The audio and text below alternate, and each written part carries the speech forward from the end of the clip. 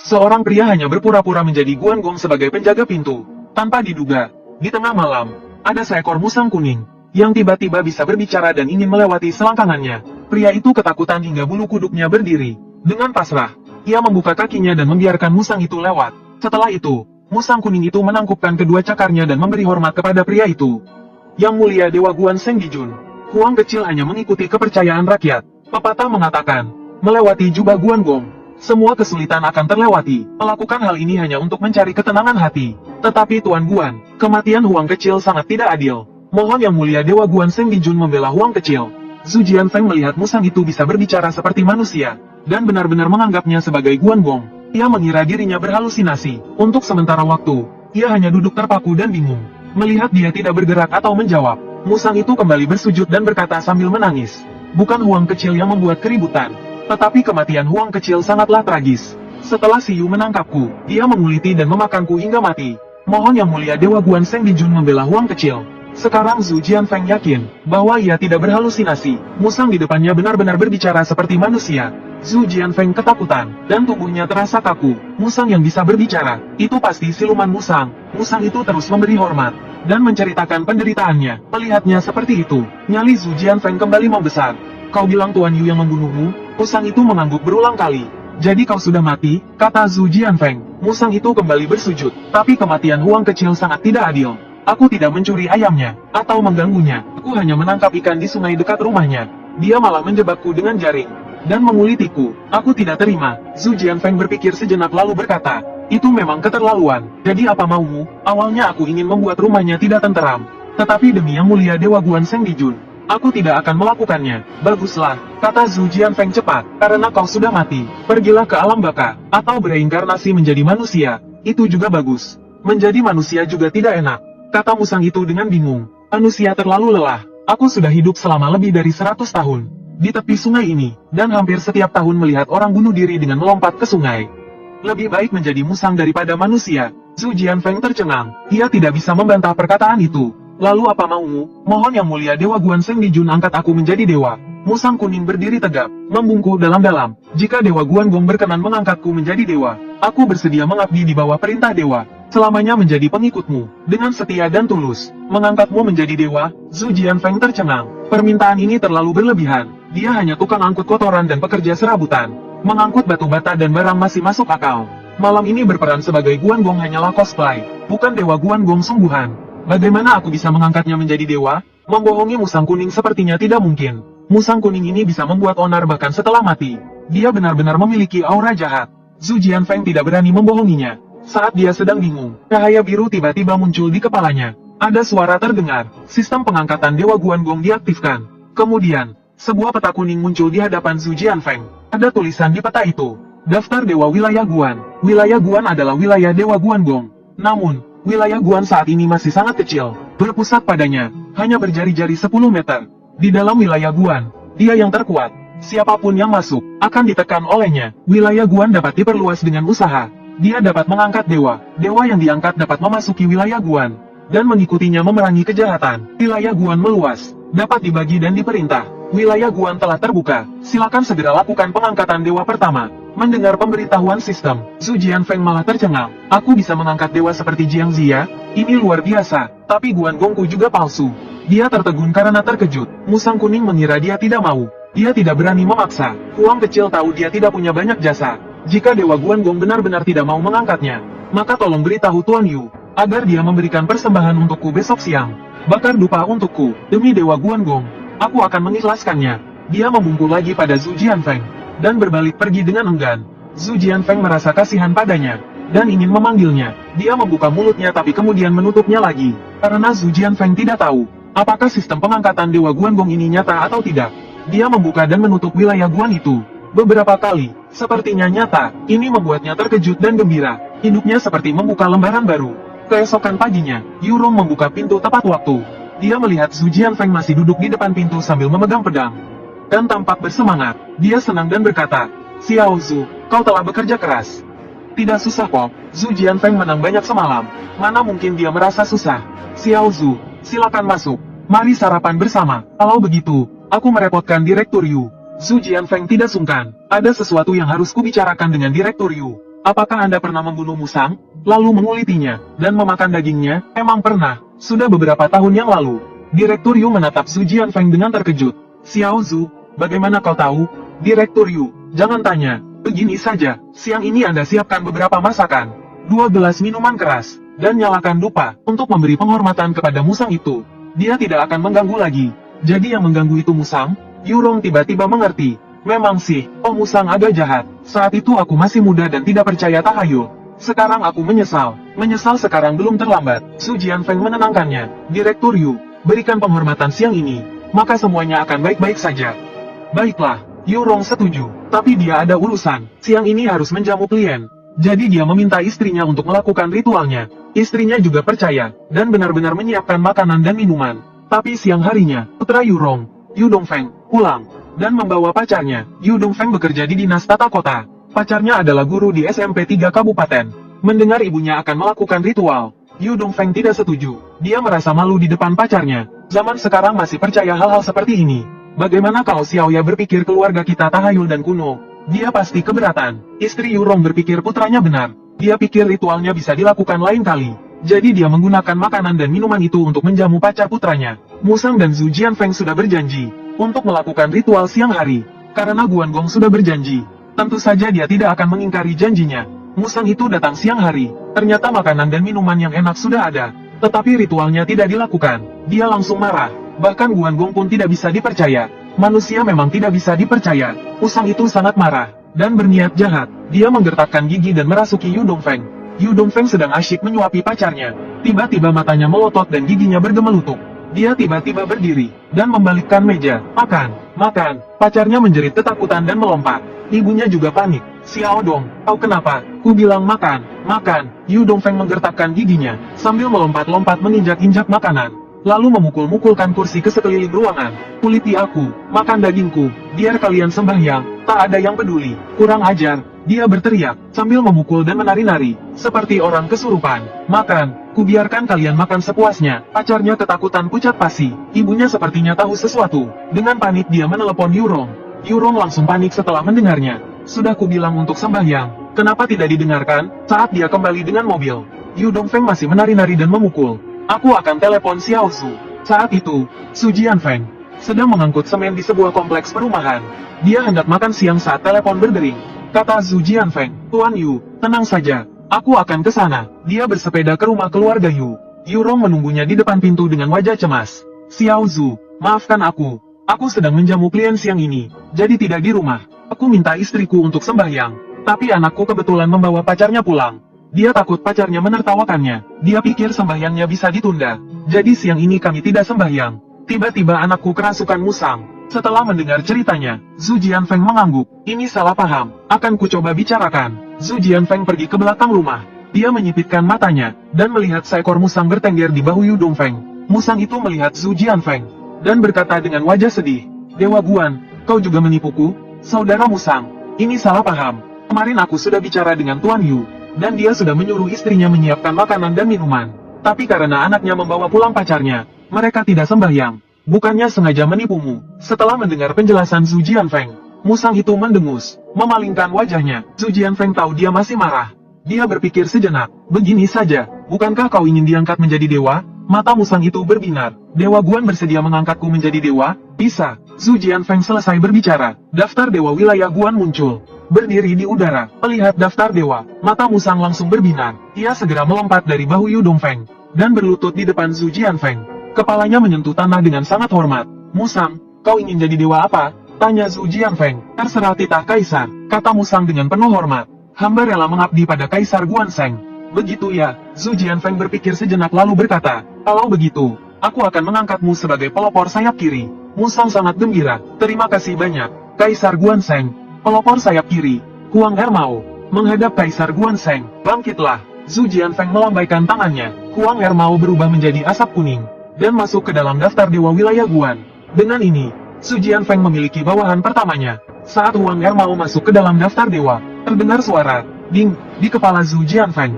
Pengangkatan dewa pertama berhasil. Hadiah, mata Phoenix. Mata Su Jianfeng terasa sedikit mati rasa. Dari informasi yang ia terima, mata Phoenix ini dinamai seperti mata Guan Gong. Mata Guan Gong sangat khas, sipit dan panjang. biasanya setengah terbuka, namun saat ia marah, matanya akan terbuka lebar, menakuti musuh. Jika musuh tidak waspada, akan langsung ditebas oleh Guangong. Ada pepatah, Guangong tidak membuka mata, jika membuka mata, pasti membunuh. Mata Phoenix yang diberikan sistem memiliki kekuatan yang sama. Saat mata terbuka, kilatan cahaya akan muncul, mengintimidasi musuh, baik itu manusia, hantu, dewa, atau iblis. Jika ditatap oleh mata Phoenix, kalinya akan ciut. Jika penakut ditatap, mungkin kepalanya akan kosong, dan pasrah. Walaupun hanya bisa menakut-nakuti, lumayan juga. Zhu Jianfeng orang yang mudah puas. Sedikit kecewa, tapi lebih baik daripada tidak sama sekali. Musang tidak lagi merasuki Yu Dongfeng. Jadi Yu Dongfeng pun baik-baik saja. Hanya saja, setelah mengamuk sekian lama, ia terkulai lemas di sofa. Benar-benar kelelahan. Baiklah, Pak Yu, sudah tidak apa-apa, kata Zhu Jianfeng kepada Yu Rong. Putra Anda hanya kelelahan, istirahat dan tidur sebentar. Dia akan baik-baik saja. Xiao Zhu, terima kasih banyak. Yu Rong berulang kali berterima kasih. Ia langsung mentransfer 10.000 yuan ke Zhu Jianfeng. Zhu Jianfeng melihat jumlahnya 10.000 yuan, dan merasa agak banyak. Tapi kemudian ia berpikir, ini karena mereka menghormati Guangong, lalu menerimanya. Rumah Yu Rong masih berantakan. Zhu Jianfeng masih punya beberapa ton semen yang belum dipindahkan. Lalu dia pergi lebih dulu. Keesokan paginya, Yu Rong menyebarkan berita tentang apa yang terjadi pada Zhu Jianfeng hari itu. Berita ini sampai ke telinga salah satu teman Yu Rong. Temannya ini bermarga Bu, bernama Ju. Dia baru saja mengembangkan kompleks perumahan baru, tapi proses pembangunannya banyak mengalami kendala. Sudah beberapa kali terjadi kecelakaan kerja. Dia sudah mengundang beberapa paranormal, biksu, pendeta Tao, dan dukun, tapi tidak ada yang berhasil. Setelah mendengar cerita Yu Rong tentang Zhu Jianfeng, Bu Ju langsung memutuskan untuk mengundang Zhu Jianfeng sebagai penjaga, memintanya untuk duduk semalaman di depan kompleks perumahan baru. Yu Rong langsung menelepon Zhu Jianfeng. Dia berkata kepada Zhu Jianfeng, di proyekku ini, sering terjadi masalah di siang hari. Maukah kau repot-repot, duduk di gerbang sebentar, 1.000 yuan sehari, bagaimana? Bu Ju menawarkan 1.000 yuan. Tentu saja Zhu Jianfeng setuju. Zhu Jianfeng pun pergi ke lokasi proyek. Bu Ju di gerbang proyek menyiapkan kursi untuknya, dan juga payung. Zhu Jianfeng kemudian mengenakan jubah Guan Yu, dan membawa pedang Guan Dao. Dia lalu duduk dengan gagah di kursi. Para pekerja yang keluar masuk melihat pemandangan ini, seperti melihat lelucon. Melihat pemandangan lucu ini, Bu Ju langsung kesal. Apa yang lucu? Sebenarnya dia sendiri juga merasa agak lucu. Melihat Zhu Jianfeng berjubah merah dan hijau, memegang pedang Guan Dao dan duduk di gerbang. Terasa seperti pertunjukan opera, tapi Zhu Jianfeng hanya duduk selama setengah hari. Lokasi proyek aman tenteram, bahkan tidak ada yang tertusuk jari oleh besi beton. Hati Bu Ju yang tadinya cemas, tiba-tiba merasa sedikit percaya diri. Hingga sore hari sekitar pukul 4, seorang mandor datang menemui Bu Ju. Melihat Zhu Jianfeng, dia bertanya dengan penasaran. Apa maksudnya ini? Bu Ju menjelaskan dengan santai. Proyekku akhir-akhir ini agak kurang aman. Jadi aku mengundang Guangong untuk menjaga. Guangong mengusir roh jahat. Mandor itu mengangguk. Ide yang bagus. Tapi dia terus menatap Zhu Jianfeng. Semakin lama semakin familiar. Dia memanggil, Xiao Zhu. Zhu Jianfeng menjawab, Mandor Niu, kau mencari bosku? Iya, Mandor Niu, jawabnya. Dia menarik Bu Ju ke sudut, dan akhirnya tertawa terbahak-bahak. Ada apa kau lucu sekali? Bu Ju menatap Mandor Niu dengan bingung. Bu tua, kau tahu siapa orang itu? Setelah mengatakan itu, Niu Baotou mengeluarkan tisu, dan menyeka air mata tawanya. Siapa? Bu Ju bertanya dengan bingung. Bukankah itu Xiao Zhu? Tapi kau tahu apa pekerjaan Xiao Zhu? Dia hanya tukang serabutan, mengangkut batu bata, mencampur semen, mengikat baja, mendorong gerobak. Semakin berat pekerjaannya, semakin bersemangat dia. Bu Ju menjawab dengan canggung. Itu bukan masalah besar, banyak orang hebat tersembunyi di antara rakyat jelata. Hal itu tidak jarang terjadi dalam sejarah. Bu, aku hanya ingin bertanya padamu. Jika kau benar-benar punya kemampuan, bisa menaklukkan hantu dan dewa, apakah kau akan mengangkut semen? Semen itu tidak ringan, satu sak 50 kg, diangkat ke lantai 6. Aku hanya memberi 1 yuan, 1 ton, 20 sak, hanya menghasilkan 20 yuan. Jika kau punya sedikit saja kemampuan, apakah kau akan mencari uang seperti itu? Jangankan 1 ton, kurasa kau akan mengeluh setelah mengangkat 1 sak saja. Bu Ju terdiam. 1 sak semen 50 kg, diangkat ke lantai 6 hanya dibayar 1 yuan. Betapa sulitnya uang itu. Siapa yang memberimu ide ini? Niu Baotou menjawab. Siapa lagi kalau bukan Yu Rong? Mendengar itu, dan mengingat lelucon Yu Rong sebelumnya, Bu Ju benar-benar kehilangan ketenangannya. Seharusnya aku tidak mempercayai orang itu. Dia merasa telah ditipu, dan dipermalukan. Dia juga kesal pada Zhu Jianfeng, dan langsung mengirim pesan menyuruh Zhu Jianfeng pulang. Dia juga mentransfer 1.000 yuan. Ini adalah jebakan Yu Rong. Tidak ada hubungannya dengan Zhu Jianfeng. Zhu Jianfeng dengan jujur, duduk di gerbang lokasi konstruksi sepanjang hari, di bawah terik matahari. Meskipun dia membawa payung, tetap saja panas. Dia tidak akan menahan uangnya. Zhu Jianfeng menerima uang itu, dan duduk sampai matahari terbenam jam 6 baru pulang. Sementara itu, Buju hendak mencari masalah dengan Yurong, tetapi Niu Baotong berkata, lokasi konstruksimu sering mengalami masalah. Kau harus mencari solusinya. Kecelakaan kecil tidak apa-apa, paling banter hanya keluar uang. Jika terjadi kecelakaan besar, seseorang meninggal, itu akan menjadi masalah. Buju menghela nafas. Sudah kupikirkan, aku sudah mengundang 2 master, tapi tidak ada yang berhasil. Kau harus mengundang yang ahli. Jangan pelit. Sudahkah kau menghubungi Master Ma dari Sihe? Master Ma, Buju berpikir sejenak lalu menggelengkan kepala.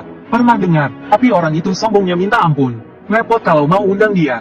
Begini saja, kamu bayar 80.000. Aku bantu undang dia, besok siang pasti datang. Buju berpikir sejenak lalu menggertakkan giginya. Uang ini aku bayar. Nah, gitu dong. Niu Baotong langsung menelepon asisten Master Ma. Seperti dugaannya, permintaannya tinggi. Tidak hanya harus dijemput langsung, tetapi uangnya juga harus dibayar di muka. Malam harinya, Buju dan Niu Baotong pergi bersama menemui Master Ma. Setelah membawa hadiah, dan mengeluarkan beberapa ribu lagi, Master Ma akhirnya setuju untuk datang tepat waktu besok siang. Keesokan harinya siang, Master Ma datang naik BMW, diikuti sebuah van di belakangnya. Master Ma membawa 2 murid perempuan. Meskipun memakai baju rami, mereka tetap terlihat menarik. Dari van di belakangnya, turun 4 murid laki-laki, membawa seperangkat alat ritual, bendera doa, dan sebagainya. Melihat pemandangan ini, Zhu Jianfeng langsung kalah telak. Lihat, lihat, begitu Master Ma datang, auranya sebagai orang sakti langsung terasa. Tidak seperti yang bawa tas besar itu. Buju juga menggertakkan giginya. Aku benar-benar ditipu Yurong. Aku harus memarahinya. Apa dia berani datang lagi? Tanya Niu Baotong. Dia tadi malam meneleponku, menanyakan apakah lokasi konstruksi sudah aman. Setelah patung Guanggong ditempatkan, aku memarahinya, tapi dia malah marah balik. Bilang aku bodoh. Setelah tahu aku mengundang Master Ma, dia bilang mau datang melihat hari ini, mau mempermalukanku. Benarkah? Niu Baotong jadi penasaran. Jadi dia yang menyuruhmu menempatkan patung Guanggong itu? Bukan untuk main-main, entahlah. Buju menggertakkan giginya. Kalau dia datang, bantu aku memarahinya. Saat mereka berbicara, Yurong datang mengendarai Volkswagen hitam. Dengan wajah cemberut, dia menunjuk Master Ma dan langsung memaki. Membawa 2 murid perempuan, dan di wajah murid-murid itu, terpancar aura genit. Jelas-jelas tidak benar. Orang seperti ini bisa disebut Master? Niu Baotong dan Buju belum sempat bicara. Allah mereka yang dimarahi duluan. Buju sampai tidak tahu harus berkata apa. Niu Baotong terkekeh dingin. Main perempuan sih wajar saja. Asalkan punya kemampuan. Yurong juga terkekeh dingin. Aku datang untuk melihat keampuhan Master Ma. Murid perempuan Master Ma yang berusia 18 atau 19 tahun itu menghampiri mereka. Guru saya bilang, di lokasi konstruksi ini memang ada aura jahat. Guru saya akan memulai ritual jam 11:08. Setelah itu, semuanya akan baik-baik saja. Terima kasih, Master Ma. Buju buru-buru berterima kasih. Niu Baotong juga berkata, merepotkan Master Ma, selama kejahatan bisa dihilangkan, dan lokasi konstruksi aman, pasti akan ada ucapan terima kasih lagi. Kata-katanya membuat murid perempuan itu sangat puas. Kalau begitu, saya akan memberitahu guru untuk memulai ritual. Dia berkata sambil berjalan kembali. Kakinya tersandung dan tiba-tiba terjatuh. Karena cuaca panas, dia tidak mengenakan celana di balik jubahnya. Sepasang kaki putihnya pun terlihat. Yurong tertawa terbahak-bahak. Buju tidak tertawa. Niu Baotong juga sedikit canggung. Setelah waktunya tiba, murid-murid laki-laki Master Ma menyiapkan altar dan melakukan ritual. Pemandangannya memang mengesankan. Murid laki-laki memukul gong, drum, dan meniup sona. Murid perempuan menari pedang. Cukup indah. Master Ma memegang lonceng tembaga di satu tangan dan pedang di tangan lainnya. Terlepas dari yang lain, auranya memang terasa. Ratusan pekerja yang hadir, semuanya terpana. Inilah yang disebut aura. Niu Baotong mendengus, melirik Yurong. Yurong juga mendengus. Hanya sandiwara, entah itu sandiwara atau bukan. Yang penting bisa menakuti orang, dan menaklukkan hantu. Itu sudah cukup. Niu Baotong agak tidak yakin. Tapi saat dia berbicara, Master Ma tiba-tiba berteriak, menebaskan pedangnya ke bahu seorang murid perempuan, menjatuhkan murid perempuan itu ke tanah.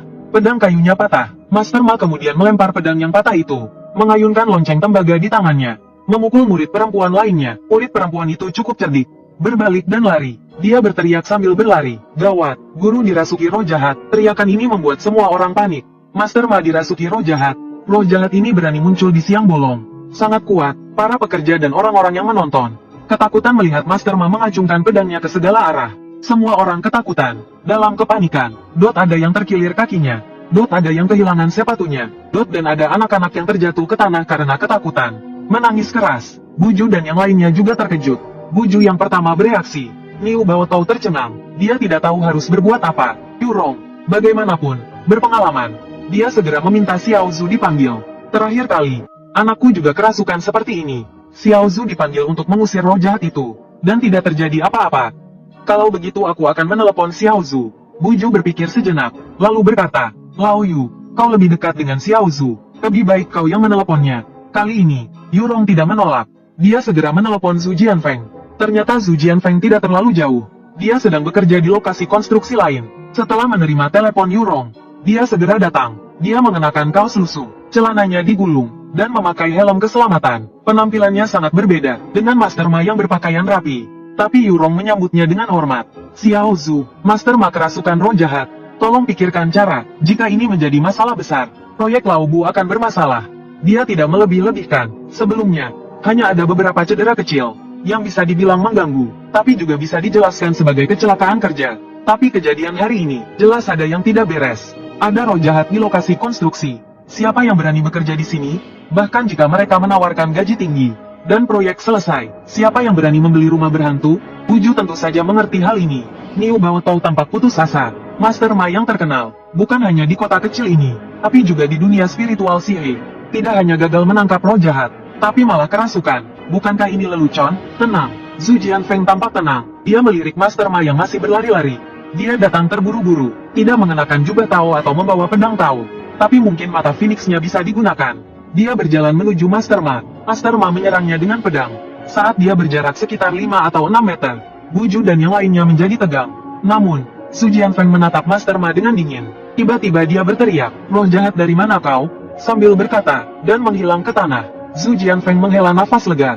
Saat ini, selain gulungan pengunci dewa, hanya tersisa satu mata Phoenix. Jika itu tidak menakuti makhluk jahat itu, dia benar-benar tidak tahu apa yang harus dilakukan. Tentu saja, dia tidak takut dengan membuka wilayah pertahanannya. Bahkan jika makhluk jahat itu berani masuk, itu tidak akan bisa melukainya. Master Ma berbaring di tanah sebentar, lalu tiba-tiba membuka matanya dan bangkit. Dia melirik Zhu Jianfeng, tanpa mengucapkan sepatah kata pun, lalu berbalik dan pergi. Beberapa muridnya sedang menunggu di dekat mobil. Jelas, mereka akan meninggalkannya dan melarikan diri jika ada yang tidak beres. Melihatnya datang, murid perempuan yang berusia 30-an berkata, Anda baik-baik saja? Master Ma bergumam, saya baik-baik saja. Uang siapa itu? Kembalikan nanti, kita pulang. Murid perempuan itu segera mengangguk. Dia membuka pintu mobil dan membiarkan Master Ma masuk. Mobil BMW itu langsung melesat pergi. Murid laki-laki di belakang juga membereskan peralatan mereka, dan pergi dengan malu-malu. Yurong memperhatikan mereka sambil mencibir. Wajah Niu Baotou memerah seperti bapau. Dia menelepon asisten Master Ma. Sebelum dia sempat berbicara, murid perempuan itu berkata, guru saya sedang tidak enak badan hari ini. Kekuatannya tidak bisa digunakan. Uang Anda akan kami kembalikan. Lalu dia menutup telepon. Niu Baotou agak kesal, dan ingin memarahi mereka lagi. Tetapi dia tidak berani. Dia hanyalah seorang mandor kecil. Sedangkan Master Ma adalah orang penting, yang terkenal di kota Sihe. Lagi pula, Master Ma bukan orang sembarangan. Sektenya juga cukup berpengaruh. Kakak seperguruannya bahkan lebih terkenal di ibu kota provinsi. Orang seperti itu, bukan orang yang bisa diusik oleh Niu Baotou. Dia berkata kepada Buju, Master Ma bilang dia sedang tidak enak badan hari ini. Kekuatannya tidak bisa digunakan. Uangmu akan mereka kembalikan. Kekuatannya tidak bisa digunakan. Yurong mencibir lagi. Sok penting, Buju hanya bisa tersenyum pahit. Dia sangat pusing saat ini, dan hanya ingin menutupi masalah ini. Uang dikembalikan atau tidak, tidak masalah. Bagaimana dia harus menyelesaikan masalah ini sekarang? Dia berbalik dan menatap Yurong seolah meminta bantuan. Yurong berkata, aku akan tanya Xiao Zhu. Apakah makhluk jahat itu sudah disingkirkan untukmu? Tidak. Zhu Jianfeng menggelengkan kepalanya. Hanya diusir. Buju terkejut. Masih di sini? Lalu, apa yang harus kita lakukan? Xiao Zhu, masalah ini, aku serahkan padamu. Tolong singkirkan makhluk jahat ini. Buju menangkupkan tangannya memohon. Tiba-tiba, ponselnya berbunyi. Dia melihat notifikasi transfer bank. 60.000 telah dikembalikan. Buju tidak punya pilihan lain. Dia menambahkan 40.000 lagi. 100.000, langsung ditransfer ke Zhu Jianfeng. Master Zhu, 100.000, tolong bantu aku. Jumlah itu mengejutkan Zhu Jianfeng. Dia tidak punya ijazah atau keahlian, hanya mengandalkan tenaga. 2, bahkan 3 tahun. Dia tidak bisa mendapatkan uang sebanyak itu. Tapi dia tidak menunjukkannya. Akan ku coba, aku akan pulang dan bersiap-siap, dan akan datang malam ini untuk melihat-lihat. Saat ini, selain Guan Yu, dia hanya punya mata Phoenix. Dia merasa, untuk benar-benar menakut-nakuti monster itu, dia mungkin masih perlu meminjam wibawa Guan Yu. Yu Rong senang, Xiao Zhu datang semalam pasti berhasil. Keluargaku juga pernah meminta Xiao Zhu menginap semalam. Bu Ju menangkupkan tangannya. Terima kasih, Master Zhu. Tidak masalah. Zhu Jianfeng melambaikan tangannya. Kalau begitu aku pergi dulu. Setelah mengatakan itu, dia pergi dengan motor bebeknya. Liu Baotou menatap kepergiannya dengan ekspresi curiga. Kemarin dia masih kuli panggul. Bagaimana bisa hari ini menjadi seorang master? Yu Rong memperhatikan ekspresinya. Kenapa? Kau sudah melihatnya sendiri. Masih tidak percaya? Aku tidak bisa percaya. Aku terlalu akrab dengannya. Dulu aku sering memberinya pekerjaan. Dia orang yang pekerja keras. Tapi kalau kau bilang dia bisa menangkap hantu, aku benar-benar belum pernah mendengarnya. Apa maksudmu memberinya pekerjaan? Jadi, seorang kuli tidak bisa menjadi orang penting? Yu Rong mencibir. Kaisar Gaozu dari Han, Liu Bang, hanyalah seorang kepala pavilion. Su Yuanzhang bahkan seorang pengemis. Kau juga meremehkan mereka, tapi ini terlalu ajaib. Liu Baotou menggaruk kepalanya. Otakku benar-benar tidak bisa memahaminya. Zhu Jianfeng ada urusan di malam hari, dan baru saja mendapatkan 100.000. Jadi dia tidak pergi ke lokasi konstruksi. Dia membeli beberapa minuman dan makanan, lalu langsung pulang. Rumahnya adalah bangunan pribadi di desa urban. Ada halaman kecil, dengan sebuah rumah 3 lantai. Tapi tak ada orang lain di rumah. Sebenarnya, Zhu Jianfeng bernasib malang. Saat dia berusia 5 atau 6 tahun, ayahnya meninggal karena kecelakaan mobil. Ibunya menikah lagi. Kakeknya juga meninggal lebih awal. Neneknya lah yang membesarkannya. Neneknya adalah sosok yang hebat. Dia bisa memanggil dewa, membantu persalinan, dan meramal. Banyak orang yang percaya padanya. Penghasilannya pun lumayan. Karena itu, dia membangun rumah ini untuknya. Katanya untuk digunakan untuk menikahi istri. Sayangnya, saat dia berusia 18 tahun, neneknya juga meninggal dunia. Setelah Zhu Jianfeng masuk ke rumah, dia memasak setengah kilogram mie lagi. Dia menyantap mie dengan lauk untuk makan malam. Dia membuat teh, duduk di kursi malas, dan mempelajari wilayah Guan. Huang Ermao membungkuk hormat dan berkata, Yang mulia, Zhu Jianfeng mengangguk. Aku memikirkan sesuatu. Apakah Anda ingin makan sesuatu? Terima kasih atas perhatian Yang mulia, kata Huang Ermao dengan hormat. Aku tidak punya tubuh fisik, hanya tubuh roh, jadi aku tidak perlu makan. Meskipun dia mengatakan itu, ekspresi wajahnya masih ragu-ragu. Ini, Lao Huang, aku akan jujur padamu. Aku bukan Dewa Guan. Aku hanya menerima warisan Dewa Guan. Banyak hal, sebenarnya aku tidak tahu. Jadi, kau tak perlu terlalu sopan. Jika kau punya sesuatu untuk dikatakan, katakan saja langsung. Katakan saja terus terang. Baik, Huang Ermao membungkuk lagi. Apa yang kukatakan itu benar. Untuk tubuh roh, untuk tetap kuat, dupa adalah yang terbaik. Tanpa dupa, energi darah atau energi yin, menyerapnya juga bermanfaat. Tapi daftar dewa yang mulia adalah wilayah dewa. Di sini, energi dewaku meningkat pesat. Aku awalnya tubuh roh, hanya bisa merasuki, dan tidak bisa memukul. Tapi sekarang, cakar-cakarku